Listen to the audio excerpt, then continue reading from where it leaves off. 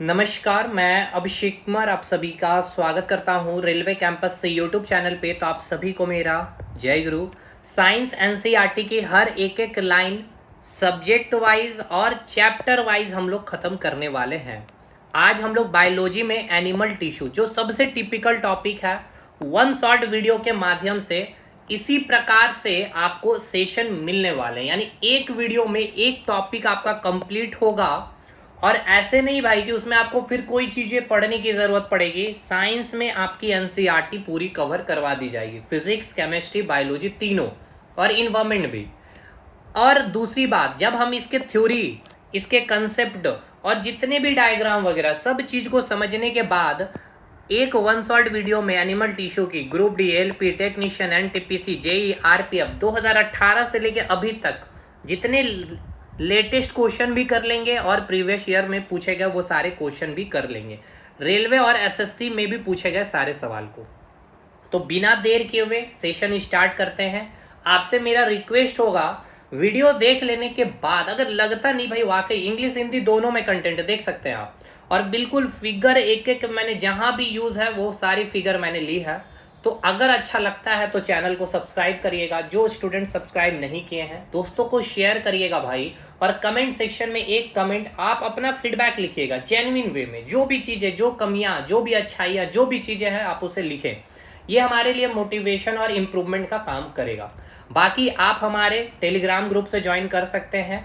हमारा Telegram group का link आपको कमेंट सेक्शन में मिल जाएगा। रेलवे कैंपस हमारा एप्लीकेशन है, फोकस स्टडी विद अभी। कोई भी कोर्सेस में ही नोट्स प्रोवाइडेड है, जैसे कि आप नोट्स देख भी रहे हैं। और केवल नोट्स लेना होगा तो आप इस नंबर पे कांटेक्ट कर सकते हैं। तो बिना देर के हुए सेशन स्टार्ट करते हैं। सबसे पहले कुछ चीज़ों को मैं आपको समझा देता हूँ। देखिए, सबसे पहले मैं अगर बोलूं कि सेल कहते किसे हैं, यानी कि कोशिका कहते किसको है, ठीक है, हिंदी इंग्लिश दोनों में चलेगा। तो जैसे कि दो चीज़ें हैं, एक है आपकी जीवित यानी कि लिविंग ऑर्गेनिज्म है, और एक है आपकी आजीवित यानी कि नॉन लिविंग ऑर्गेनिज्म। यानी कि वैसे जीव जो सांसें ले रही है और वैसे जीव जो सांसें नहीं ले रही है। अब नॉन लिविंग का तो आप मिलियंस में एग्जांपल दे दीजिएगा भाई। जो आपके रूम में ही ऐसे जैसे बेड रखा हुआ है, पिल्लो रखा हुआ है, किताबें रखे हैं, कॉपियाँ रखी है, वो सारे निर्जीव वस्तु है। अब जीवित में मैं इसको तीन पार्ट में क्लासिफाई करूंगा। एक होगा आपका ह्यूमन बींग्स, एक होगा एनिमल यानी जंतु, और एक हो गया आपका प्लांट। ये तीनों क्या है, लिविंग है। अब मैंने एक एग्जांपल लिया है नॉन लिविंग का। एक मैं ईंट को ले रहा हूं, यानी कि जिसे हम क्या कहेंगे, ब्रिक्स कहेंगे, ठीक है भाई। ये रहा आपका ब्रिक्स। जब आप इस ब्रिक्स का ब्रेक डाउन करते हैं, यानी कि ब्रेक डाउन करने का मतलब कि जब आप इसको तोड़ेंगे, हथौड़ी से तोड़ें, फिर डंडे मार के तोड़े, फिर पटक करके तोड़े, मतलब तोड़ने के बाद फाइनल एक इसका ऐसा छोटा सा टुकड़ा आपको मिलेगा जिसको आप फर्दर ब्रेक डाउन नहीं कर पाएंगे, ठीक है। दूसरी बात, उसी प्रकार लिविंग ऑर्गेनिज्म में, चाहे इंसान को ले लीजिए या कोई जानवर ले लीजिए या कोई प्लांट ले लीजिए, आप उसका क्या करिए, ब्रेक डाउन करिए। ब्रेक डाउन मतलब समझ रहे हैं, उसको तोड़ें आप। तोड़ने के बाद जो सबसे सूक्ष्मतम कण जो मिलेगा, यानी कि मैंने एक वर्ड यूज किया सूक्ष्मतम कण, यानी इंग्लिश में हम इसे कहेंगे स्मॉलेस्ट पार्टिकल जो होगा आपका, ठीक है। जो आपका स्मॉलेस्ट पार्टिकल होगा, अगर लिविंग ऑर्गेनिज्म की बात कर ले तो उस स्मॉलेस्ट पार्टिकल को हम सेल कहेंगे, और नॉन लिविंग ऑर्गेनिज्म का जो स्मॉलेस्ट पार्टिकल है उसको हम एटम का नाम देंगे, ठीक है। और यही एटम का स्टडी, एटम का कॉम्बिनेशन, एलिमेंट यानी कि तत्व, फिर कंपाउंड, फिर मिक्सचर, ये सारे अध्ययन हम लोग केमिस्ट्री में करेंगे। तो अब हम बायोलॉजी में क्या पढ़ते हैं, सेल्स को पढ़ते हैं। ये सेल समझ में आया। जितने भी लिविंग ऑर्गेनिज्म है वो किससे मिल करके बने होंगे भाई, सेल से मिल के बने होंगे। कैसे, तो देखिए, ये सेल का एकदम छोटा सा स्ट्रक्चर है। जब बहुत सारे सेल आपस में मिल जाएंगे तो किसका निर्माण करते हैं, उत्तक का निर्माण करते हैं, ठीक है। जब बहुत सारे उत्तक आपस में इस प्रकार से मिल जाएंगे तो किसका निर्माण करेंगे, अंग का, ठीक है, यानी किसका निर्माण करेंगे, ऑर्गन का। यानी कि ये आपका ऑर्गन हो गया। जब ऐसे बहुत सारे ऑर्गन आपस में मिल जाएंगे तो किसका निर्माण करेंगे सर, ऑर्गन सिस्टम का, यानी कि अंग तंत्र का निर्माण करेंगे, जैसे कि डाइजेस्टिव सिस्टम, रेस्पिरेटरी सिस्टम, ठीक है ना। और जब बहुत सारे ऑर्गन सिस्टम आपस में मिल जाते हैं तो किसका निर्माण करते हैं, ह्यूमन बींग्स का, यानी कि एक मानव का निर्माण होता है। तो ये जो ह्यूमन बींग्स बना है, अगर इसकी नींव देखें, जैसे कि आप अगर घर बना है तो उसकी नींव क्या है भाई, एक मतलब पूरा का पूरा ये जो आपने घर खड़ा कर दिया भाई, इसकी नींव क्या है, एक छोटा सा ईंट है। यानी इसका पूरा तोड़ने के बाद जो सबसे छोटा पार्टिकल, यानी कि ये मानव को जब आप ब्रेक डाउन करेंगे तो सबसे छोटा सा पार्टिकल आपको क्या मिलेगा, ये सेल मिलेगा। क्लियर हो गया सेल का बात यहाँ से।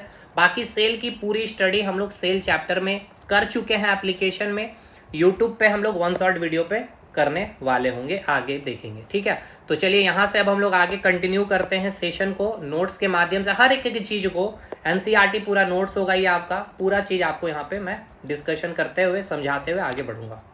चलिए भाई, अब देखिए यहाँ पे जैसे लिखा क्या गया है, कोशिका के समूह को उत्तक करते हैं। जैसे कि आप इस फिगर में देखिएगा, तो अगर आप इस फिगर को ध्यान पूर्वक अगर देखें तो रेड कलर से ऐसे छोटे छोटे आपको क्या दिखाया गया है, सेल दिखाए गए हैं। और इसका जो एक ग्रुप बन गया है, ये जो आप ग्रुप देख पा रहे हैं, इसी ग्रुप को आपने क्या कहा है, टिश्यू कहा है। ठीक है, इस जैसे कि मैं इस फिगर में अगर आपको दिखाऊं, ये आपकी क्या है सर, एक उत्तक है, यानी कि ये क्या है, आपकी एक टिश्यू है। इसकी फॉर्मेशन कैसे हुई होगी सर, ऐसे छोटे छोटे इसमें बहुत सारे क्या मिले होंगे भाई, जब आपस में कोशिकाएं मिली होगी तब जाकर के आपका उत्तक बना होगा। बिल्कुल।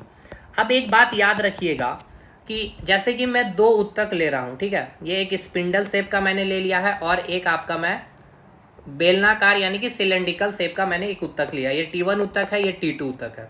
आपको पता होना चाहिए कि उत्तक का फॉर्मेशन कैसे होता है, जब बहुत सारे छोटी छोटी कोशिकाएं आपस में मिल करके क्या करती है भाई, उत्तक का निर्माण करती है। ठीक है, उसी प्रकार इसमें भी ऐसे छोटी छोटी बहुत सारी कोशिकाएं होगी। ठीक है, क्या होगी, ऐसे छोटी छोटी बहुत सारी कोशिकाएं होगी। ये टिश्यू का काम क्या है, हार्मोन का सिक्रेशन करना। ठीक है, हार्मोन का सिक्रेशन करना, यानी ये क्या करेगा, सिक्रेशन करेगा, और ये टिश्यू क्या करेगा, एब्जॉर्प्शन करेगा, यानी क्या करेगा, अवशोषण करेगा। जैसे कि आप खाना खाते हैं भाई, तो खाने का क्या होता है, एब्जॉर्प्शन होता है, उसको अवशोषित किया जाता है, उसके जितने मिनरल्स हैं उन सारे को क्या किया जाता है, ब्लड में फिर ट्रांसपोर्ट किया जाता है। हार्मोन हमारे बॉडी में सिक्रेट करेगी, तो ये टिश्यू T1 का काम है हार्मोन का सिक्रेशन करना। तो इस T1 टिश्यू में जो उपस्थित जो आप सेल देख रहे हैं रेड कलर से, ये सारे के सारे सेल का जो फंक्शन होगा, यानी कि जो क्रिया होंगे एक समान होगी। क्या क्रियाएं करेगी भाई, हार्मोन सिक्रेशन में हेल्प करेगी, यानी कि हार्मोन स्राव करने में मदद करेगी। लेकिन ये जो T2 टिश्यू जो आप देख रहे हैं, उत्तक देख रहे हैं, इसमें जो उपस्थित सेल होंगे, ये सारे सेल का कार्य क्या होगा, एब्जॉर्प्शन करने का। मतलब क्या है सर, मतलब ये है कि जब आप टिश्यू की बात करते हैं तो टिश्यू की फॉर्मेशन ग्रुप ऑफ सेल से होती है, यानी कोशिकाओं के समूह से होती है। तो उसमें उपस्थित जितने भी कोशिकाएं होगी, सभी कोशिकाओं का फंक्शन एक समान होगा, यही कहने का मतलब है। ये बात इसलिए मैंने समझाई, एनसीईआरटी की ये लाइन लिखी हुई है भाई। ठीक है, देखिए एनसीईआरटी में ये चैप्टर पढ़ने में समझ में नहीं आता है, क्या बोला जा रहा नहीं बोला जा रहा, इसलिए ये हमें टिपिकल लगता है। चलिए आगे बढ़िए।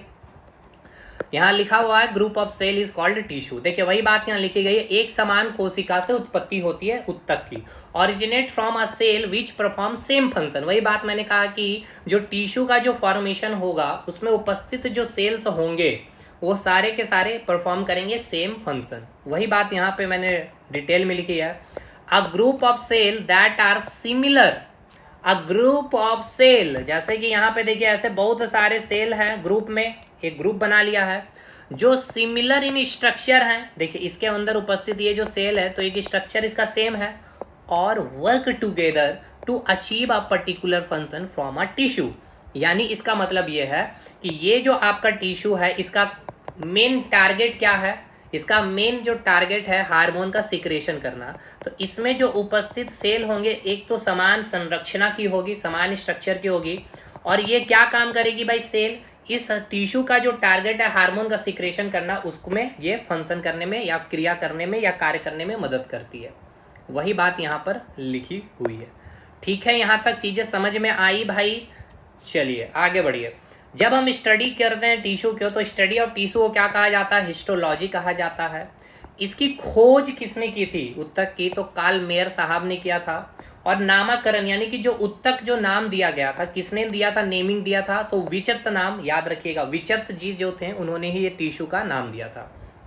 अब यहां से ध्यान दीजिएगा, टाइप्स ऑफ टिश्यू, यानी कि उत्तकों के उस विभाजन की बात कर ले या प्रकार की बात कर ले, तो तो दो प्रकार के टिश्यू को हम लोग पढ़ेंगे, एक तो एनिमल टिश्यू और एक प्लांट टिश्यू, यानी कि पेड़ पौधों में जो उत्तक होंगे उसको हम अलग से पढ़ेंगे, और जो एनिमल में जो उपस्थित उत्तक है उसको हम लोग आज एनिमल टिश्यू के नाम से जानते हैं या जंतु उत्तक के नाम से जानते हैं, जिसको आज हम लोग कवर करेंगे।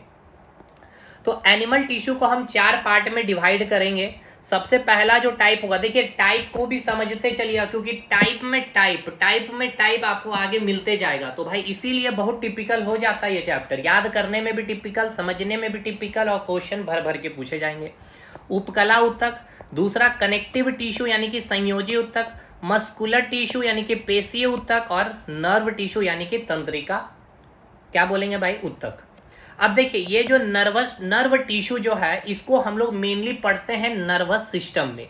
मतलब क्या है सर, देखिए नर्वस सिस्टम यानी कि तंत्रिका तंत्र में आपने क्या पढ़ा, पूरा ब्रेन के बारे पढ़ा है ना, सारे न्यूरॉन्स के बारे पढ़े। तो वो ब्रेन या कह ले न्यूरॉन भाई है, जो अंग है आपका, क्या ये ब्रेन क्या है आपका, एक अंग है। समझिए, अच्छे से समझिए, जैसे मैंने कहा सर ब्रेन, ठीक है, तो ये ब्रेन क्या है आपका, एक अंग है, यानी ये क्या है सर आपका ऑर्गन है। तो ऑर्गन का फॉर्मेशन कैसे होता है सर, तो जब बहुत सारे टिश्यू आपस में मिलते हैं, ठीक है, ऐसे इस प्रकार से बहुत सारे क्या होंगे भाई, टिश्यू मिले होंगे। तो ये टिश्यू जब आपस में मिले तब जाकर के एक अंग या कह ले तो ब्रेन का फॉर्मेशन हुआ है। ये सभी क्या है सर, ये सभी आपके टिश्यू है, ठीक है। अब ये टिश्यू कैसे बना होगा सर, जब बहुत सारे क्या होंगे आपस में सेल यानी कि कोशिका मिले होंगे, है ना, इस प्रकार से इसमें भी बहुत सारे कोशिका आपस में मिले होंगे, तब जाकर के एक उत्तक और ग्रुप ऑफ टिश्यू को फिर आपका क्या बना दिया, ये ब्रेन का फॉर्मेशन कर दिया, ठीक है। तो इस ब्रेन में अगर देखा जाए सर, तो ये आपकी जो टिश्यू है, ठीक है, इस टिश्यू, ये जो टिश्यू से बना होगा आपका ब्रेन या न्यूरॉन, ये सभी टिश्यू किससे बने होंगे, नर्व टिश्यू से बने होंगे, ठीक है। तो ये आपका नर्व टिश्यू का मतलब तो आपको समझ में आ गया। अब आइए इसका यूज पूछा जाता है, नर्व टिश्यू का यूज क्या है। तो भाई आपको पता है, अभी मैंने बताया ये नर्व टिश्यू जो होगा, जितने भी आपके ब्रेन में जो भी चीजें आपने पढ़ा है, नेफ्रॉन हाँ बिल्कुल, नेफ्रॉन वगैरह जो भी आपने चीजें पढ़े हैं तंत्रिका तंत्र के बारे में, उसमें जो भी चीजें, जो भी अंग, जो भी ऑर्गन आपने पढ़ा है, नर्वस सिस्टम पढ़ा दिया गया, ठीक है, CNS ANS ये सारी चीजें पढ़ा दी गई है। तो वो किस उत्तक से बने हैं भाई, नर्व टिश्यू से बने हैं। अब आपको पता है ब्रेन का काम क्या है, पहले ये बताइए, ब्रेन का काम क्या है भाई, कंट्रोल करना, है ना। आपका बॉडी में जो भी, जैसे कि आप चल रहे हैं तो कितना देर आप चलेंगे, पढ़ाई कर रहे हैं, तो ये सारा कंट्रोल कौन करता है, नर्व यानी कि वो अंग यानी कि ब्रेन करता है। और वो अंग यानी कि वो ब्रेन किस टिश्यू से मिलकर बना होगा, नर्व टिश्यू से। तो नर्व टिश्यू या तंत्रिका तंत्र का काम क्या है, कंट्रोल और कोऑर्डिनेशन करने का काम करता है। तो ये नर्व टिश्यू बस यहीं पे समाप्त होगा, इससे यही सवाल बनेंगे, बाकी नर्वस सिस्टम में डिटेल हम लोग इसको पढ़ते हैं। चलिए यहां से आगे बढ़िए। अब देखिए यहाँ पे 3 टिश्यू आपके बचते हैं, यहीं से आपके वेरी वेरी इंपॉर्टेंट चीजें आपके सवाल बनेंगे। सबसे पहले इपिथेलियल टिश्यू। देखिए इपिथेलियल टिश्यू का मतलब क्या है, आप जैसे कि इपिथेलियल टिश्यू आपका बॉडी में जो भी कवरिंग पार्ट है, तो आपका बॉडी को कवर करके कौन रखा हुआ बताइए, तो स्किन, है ना। स्किन को जब ध्यान से देखिएगा तो इस प्रकार से लाइनिंग मिलेगा। तो इपिथेलियल टिश्यू का कार्य क्या है भाई, कवरिंग करने का। कहाँ मिलेगा, स्किन में मिलेगा। और दूसरा प्रोटेक्शन करने का काम है। तो आपका स्किन एक प्रकार का क्या कर रहा है, प्रोटेक्शन कर रहा है, बाहर से कोई भी चीजें आपके बॉडी के अंदर नहीं जा पाएगी। दूसरा, एक तो आपका देखिए स्किन जो है वो क्या है, आपका जितने भी एक्सटर्नल ऑर्गन आपको दिख रहा है, देखिए 2 चीजें हैं, एक तो है एक्सटर्नल ऑर्गन, एक है आपका इंटरनल ऑर्गन, यानी कि बाह्य अंग और आंतरिक अंग। बाह्य अंग जिसको आप देखते हैं, आंतरिक अंग जो आपको नहीं दिखता है। बाह्य अंग यानी कि जैसे आपके हाथ हो गए, यानी कि स्केलेटन सिस्टम, ब्रेन हो गया, आपका पैर हो गया, ये सारी चीजें आपको दिख रही है। तो वो किससे ढका हुआ होगा भाई, स्किन से ढका हुआ, यानी कि जितने भी एक्सटर्नल ऑर्गन है उसको कवरिंग किया गया जो पार्ट होगा उसको हम स्किन का नाम देते हैं। और ये स्किन किस टिश्यू से बना है, तो इपिथेलियल टिश्यू से बना है। और जो भी इंटरनल ऑर्गन है, जैसे आपका पेट हो गया, किडनी हो गया, तो उसके अंदर भी एक लेयर पाया जाता है। जैसे कि अगर मैं आपको दिखाऊं कि ये आपका अगर पेट है, ठीक है भाई, तो इसके अंदर एक लेयर होगा, ये लेयर किसका बना होगा, तो इपिथेलियल टिश्यू का बना होगा। और ये लेयर क्या काम करता है, आपको प्रोटेक्शन का भी काम करता है। समझ में आया, चलिए, यानी इपिथेलियल टिश्यू का काम क्या है, कवरिंग करना और प्रोटेक्शन करने का काम करता है। ठीक है सर। कनेक्टिव टिश्यू, संयोजी उत्तक, नाम में है कनेक्ट करना यानी कि जोड़ना। तो आपके बॉडी के जो भी पार्ट है उसको कनेक्ट करने का काम कौन करता है? Connective tissue. जैसे कि इसका एग्जाम्पल हो गया आपका बोन और ब्लड।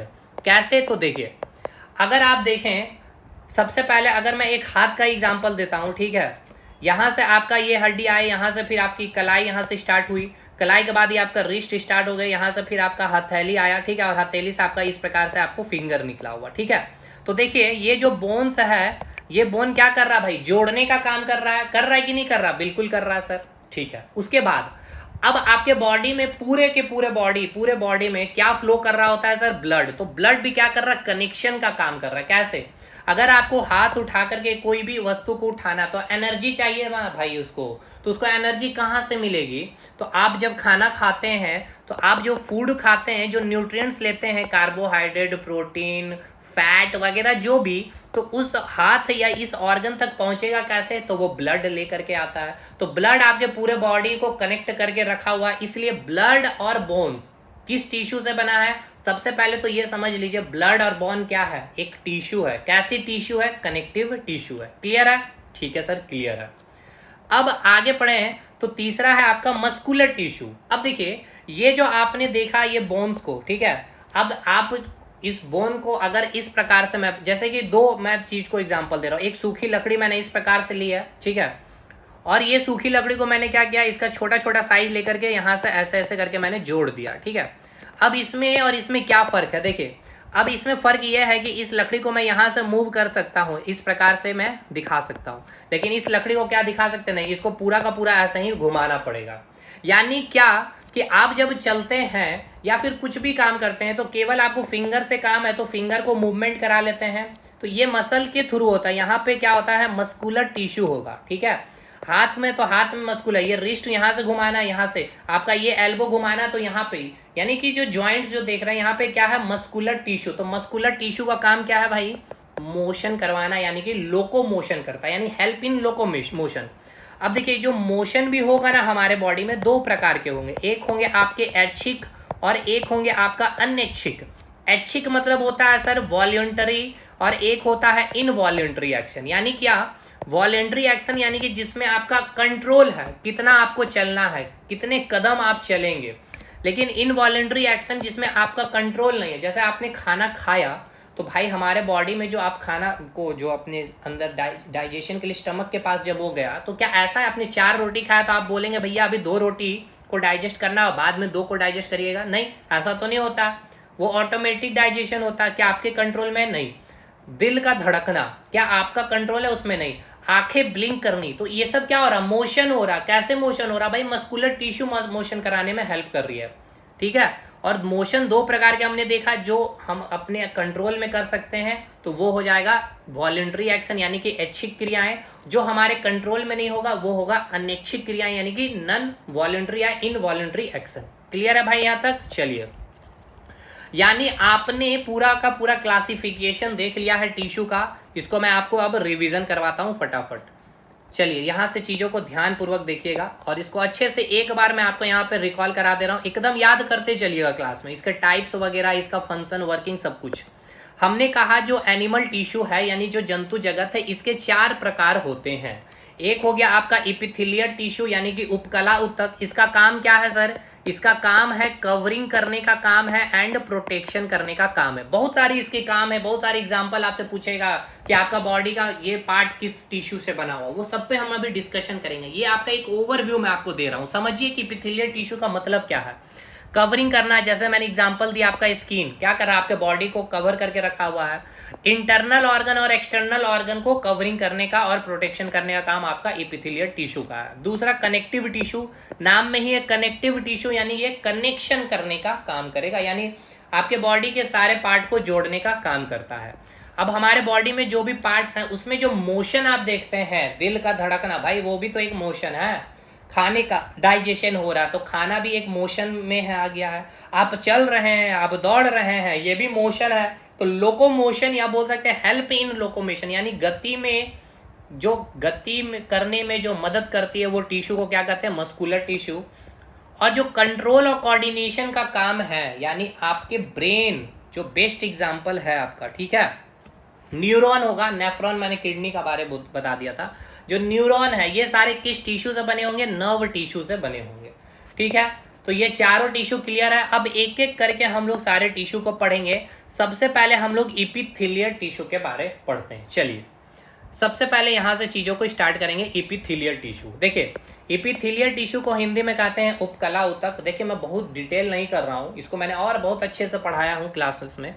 देखिए इपिथेलियल टिश्यू का काम क्या है सर, कवरिंग करना या फिर इसका काम है प्रोटेक्शन करना। ठीक है, तो जो टिश्यू कवरिंग कर रही है आपके बॉडी को, इंटरनली ऑर्गन को और एक्सटर्नली ऑर्गन को, यानी कि आंतरिक और बाह्य अंग को जो कवर करके रखा है और उसका कार्य क्या है, प्रोटेक्शन करने का, उसको आप क्या कहेंगे भाई। वैसे अंग किससे मिलकर बने होंगे, किस ऊतक से, तो इपिथेलियल टिश्यू से। हमारे शरीर के लाइनिंग और अच्छा एक और इसका कार्य याद रखिएगा, जितनी भी कैविटी है जैसे कि बकल कैविटी, मुख गुहा जो आप देखते हैं ना, माउथ कैविटी एग्जाम में नहीं मिलेगा, बकल कैविटी मिलेगा, तो कंफ्यूज मत होइएगा। थॉरेसिक कैविटी हो गया, एब्डोमिनल कैविटी, पेट में जो आपकी जो कैविटी है, गुहा जो है, वो गुहा में जो आप लाइनिंग देख रहे होते हैं ना बाहर में, अंदर में जो लेयर है भाई, तो कैविटी मतलब क्या हो गया, एक प्रकार का लाइनिंग। और ये जो कवरिंग या फिर मैं जो स्किन का नाम दिया ना, स्किन कैसे होते हैं, लाइनिंग के फॉर्म में ही होता है।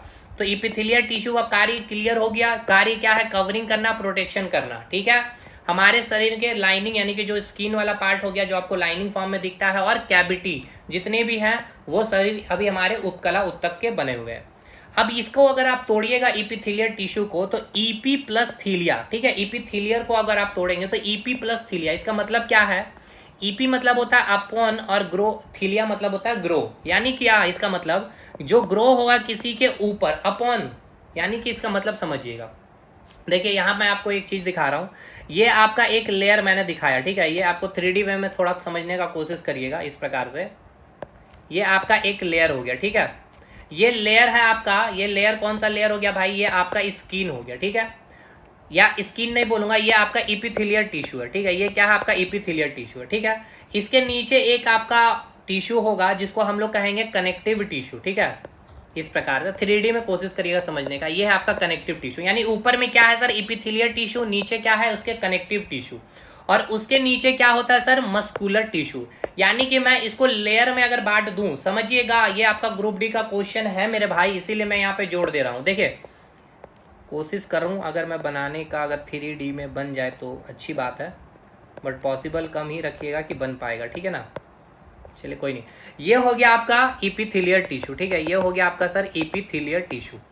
उसके जस्ट नीचे आपको मिलेगा सर कनेक्टिव टिश्यू। ठीक है, उसके नीचे, ये नीचे है, ध्यान रखिएगा, इसके नीचे मिलेगा कनेक्टिव टिश्यू, और उसके जस्ट नीचे आपको मिलेगा मस्कुलर टिश्यू। ठीक है, यानी इपिथेलियल टिश्यू का एग्जांपल क्या हो गया सर, स्किन।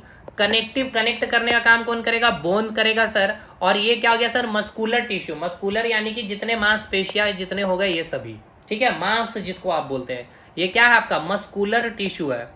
ठीक है, अभी मैंने तीन, और एक तो आपका नर्व टिश्यू जो आपका ब्रेन में रहेगा, या न्यूरॉन वगैरह जो आपके अंग है, या ब्रेन जो अंग है आपका, वो किस ऊतक से, नर्व टिश्यू से बना हुआ है, तो वो तो भाई ब्रेन में चला गया। लेकिन ये आपको याद रखिएगा तीनों लेयर, सबसे ऊपर आपका इपिथेलियल टिश्यू रहेगा स्किन, फिर आपका कनेक्टिव टिश्यू रहेगा। अब देखिए इपिथेलियल टिश्यू और ये जो आपका कनेक्टिव टिश्यू है ना, इसको जोड़ के रखने में एक मेम्ब्रेन, एक झिल्ली काम करता है, जिसको हम लोग कहते हैं बेसमेंट मेम्ब्रेन।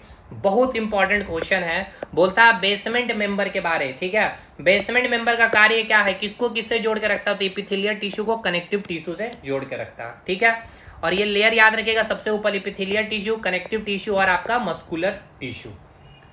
ये याद रखिएगा, मैं जब क्वेश्चन कराऊंगा देखिएगा यहां से आपका क्वेश्चन बनेगा। देखिए इस फिगर को अब यहां से देखिए, जो मैंने अभी आपको बताया। अभी देखिए जो आपका इपिथेलियल टिश्यू जो है ना, देखिए ऐसे छोटे छोटे बहुत सारे सेल आपस में मिले हैं। ठीक, तो जब बहुत सारे कोशिका मिलते हैं तो क्या बनता है भाई, एक ऊतक बनता है। तो एक ऊतक बना जिसको हमने कहा इपिथेलियल टिश्यू। उसी प्रकार एक और ऊतक है यहाँ पे जो आपका कनेक्टिव टिश्यू है। ठीक है, ये हो गया कनेक्टिव टिश्यू, और इन दोनों को जोड़ के जो रखा हुआ बीच में एक मेम्ब्रेन है, जिसको क्या कहा गया, बेसमेंट मेम्ब्रेन। ठीक है, क्या नाम दे दिया गया सर, इसको नाम दिया गया है बेसमेंट मेम्ब्रेन का। ठीक है, समझ में आ गया यहाँ तक चीजें, बताइएगा। तो बेसमेंट मेम्ब्रेन की अगर बात की जाए तो इसका मतलब क्या है, कोई दिक्कत है बेसमेंट मेम्ब्रेन को समझने में? इसका काम क्या है, epithelial tissue and connective tissue को जोड़कर रखता है। ठीक है ना, it connect epithelial tissue and connective tissue. कोई दिक्कत अभी तक, कोई दिक्कत नहीं सर। चलिए इपिथेलियल टिश्यू के बीच में गैप। अच्छा अब आइए इसको समझिए, देखिए बहुत इंपॉर्टेंट क्वेश्चन और एनसीईआरटी का इंपॉर्टेंट लाइन ये। मैंने अभी आपको बताया सर जो टिश्यू का फॉर्मेशन होता है, जैसे कि मैंने एक इपिथेलियल टिश्यू ये ले लिया, ठीक है, ये आपका इपिथेलियल टिश्यू है, ठीक है।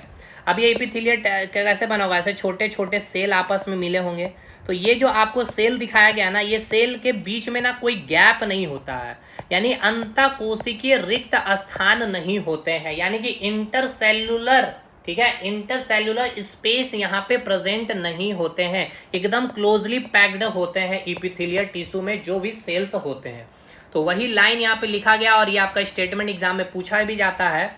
इपिथेलियल टिश्यू के बीच में, यानी कि किसके बीच में, सेल्स के बीच में, इपिथेलियल टिश्यू के जो ये सेल्स देखिए, देखिए कहीं भी कोई गैप दिख रहा है क्या, नहीं, तो इसके बीच में गैप नहीं पाया जाता है। इंटरसेल्युलर स्पेस यानी कि अंतःकोशिकीय रिक्त स्थान क्या होते हैं, एब्सेंट होते हैं, यानी कि उपस्थित नहीं होते हैं। क्लियर और नॉट क्लियर है सर। इपिथेलियल टिश्यू जो होते हैं बॉडी के एक्सटर्नल कवरिंग यानी कि स्किन को बनाती है, साथ के साथ इंटरनल ऑर्गन को भी, और इंटरनल ऑर्गन यानी कि आंतरिक अंग के आवरण में भी पाए जाते हैं, जैसे कि स्टमक हो गया, फूड पाइप जो आप देखते हैं जिसको आप इसोफेगस कहते हैं भाई, तो इस फूड पाइप को जब आप देखेंगे तो यहाँ पे लाइनिंग किया हुआ बना हुआ मिलेगा, ठीक है ना। तो ये किससे बना होगा, आपका इपिथेलियल टिश्यू से ही मिलके बने होते हैं, ठीक है। तो ये सब एग्जाम्पल अब याद रखिएगा, एग्जाम्पल पूछेगा स्टमक में उपस्थित टिश्यू का नाम बताइए, तो इपिथेलियल टिश्यू। देखिए क्वेश्चन कैसे रहेगा, स्टमक भी नहीं लिखेगा, लिखेगा वॉल ऑफ स्टमक या wall of covering of stomach या wall of food pipe, covering of food pipe, wall of covering of food pipe जो होता है, फूड पाइप को जो कवर करके जो रखा हुआ जो दीवार, वो किससे बना हुआ, किस ऊतक से, तो आप क्या कहेंगे मेरे भाई, इपिथेलियल टिश्यू से। बकल कैविटी, कहीं भी गुहा मिल जाए या कैविटी मिल जाए तो वो इपिथेलियल टिश्यू से ही बना हुआ होगा। कोई दिक्कत है समझने में, कोई दिक्कत नहीं है सर।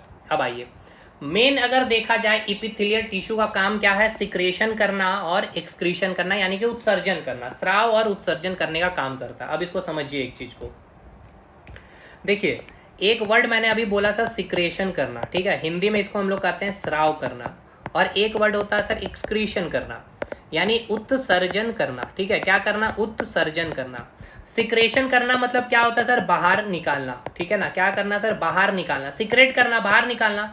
एक्सक्रीशन मतलब भी क्या होता है सर, बाहर निकालना ही होता है, क्या होता है, बाहर निकालना ही होता। अब ध्यान पूर्वक समझिए, तो इसको आप कैसे डिफरेंशिएट करेगा, इसका मतलब भी बाहर निकालना, इसका मतलब भी बाहर निकालना।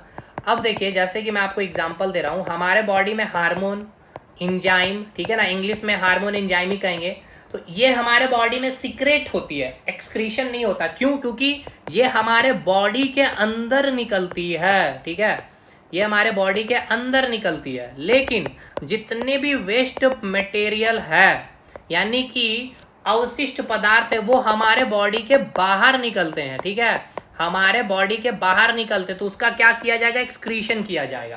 तो पहले दोनों का मीनिंग समझ में आया। सिक्रेशन मतलब क्या होगा सर, स्राव मतलब कि हार्मोन और एंजाइम का स्राव होना जो हमारे बॉडी के अंदर ही रहेंगे, जैसे पेनक्रियाज हार्मोन का क्या करती है, सिक्रेशन करते हैं, टेस्टीज वो क्या करती है, हार्मोन का सिक्रेशन करती है, तो बॉडी के अंदर ही ना सिक्रेशन करती है, तो सिक्रेशन वर्ड यूज होगा, नॉट एक्सक्रीशन। एक्सक्रीशन मतलब कि जो भी आपका जैसे कि यूरिन हो गया, फीसेस, मल मूत्र, ये सारे बॉडी से बाहर जाते हैं, वेस्ट मटेरियल जो हो गया बॉडी के बाहर जाना होता है, तो उसको क्या करना पड़ेगा, एक्सक्रीशन करना होगा, एक्सक्रीट करना होगा, उत्सर्जित करना होगा। मीनिंग समझ में आ गया। तो ये जो सिक्रेशन होता है हमारे बॉडी में जितने भी ऑर्गन है, जैसे पेनक्रियाज हो गया, ठीक है, या फिर कह लिया जाए आपका एक्सक्रीशन करने का काम जितने भी ऑर्गन है, तो वो किस टिश्यू से मिलके बने होंगे भाई, तो वो हमारे एपिथेलियल टिश्यू से मिलके बने होंगे। बहुत इंपॉर्टेंट चीज है, मैंने आपको बता रहा भाई, सिक्रेशन एक्सक्रीशन के पहले मैंने डिफरेंशिएट को मैंने अच्छे से समझा दिया। अब याद रखिएगा इसका फंक्शन क्या है, यानी एपिथेलियल टिश्यू का काम क्या है, मेन काम क्या है। देखिए एक तो मैंने बताया वो कवरिंग करने का, यानी कि हमारे इंटरनल जितने हैं और एक्सटर्नल ऑर्गन जितने हैं उसको क्या करते हैं सर, कवरिंग करने का, यानी कि एक वाल बना देता है। जैसे कि बाह्य अंग है तो उसमें जैसे आप स्किन को देख पाते हैं, लेकिन इंटरनल ऑर्गन जैसे स्टमक, पेट है, तो उस पेट के अंदर एक म्यूकस लेयर जो बोलते हैं ना, वो आपका इपिथेलियल टिश्यू का ही बना होता है।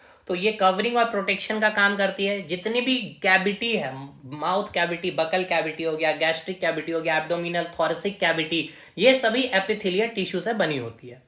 नेक्स्ट इसका काम क्या है, सिक्रेशन करना और एक्सक्रीशन करने का काम करती है। तो इसका मतलब समझ में आ गया, स्राव बॉडी के अंदर होगा जैसे हार्मोन एंजाइम, बॉडी के बाहर होगा वेस्ट मटेरियल, यानी उसको हम एक्सक्रीशन कहेंगे। अब इसको हम लोग क्या करेंगे, डिटेल में पढ़ेंगे एपिथेलियल टिश्यू को।